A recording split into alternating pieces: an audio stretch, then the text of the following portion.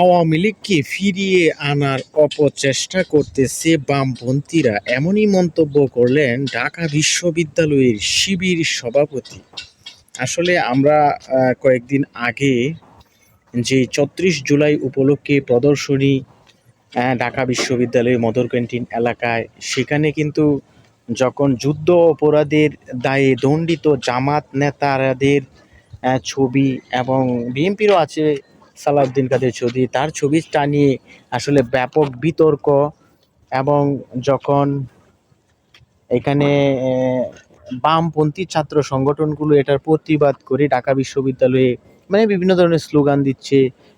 জামাত শিবির পাকিস্তান, মানে বিভিন্ন ধরনের স্লোগান, এর প্রতিবাদেই কিন্তু শিবিররা আসলে যেই ধৈর্যের পরিচয় দিয়েছে সেটিতে আরও প্রশংসা কুড়িয়েছে। যখন ছবিগুলা নামিয়েছে তারা ব্যতিক্রমধর্মী ডকুমেন্ট সহ পরবর্তীতে ওই রাত্রের পরেই যেভাবে আবার নতুন করে তাদের যে একটি বুদ্ধিমত্তা এবং অহিংসতা এবং সাম্য, একটা ভ্রাতৃত্ববোধ, সংঘাত এড়িয়ে যে একটি সমাধান করেছে, এটি আসলে বিশ্ববিদ্যালয়ের ছাত্রছাত্রী এবং সারা দেশের মানুষের কাছে আসলে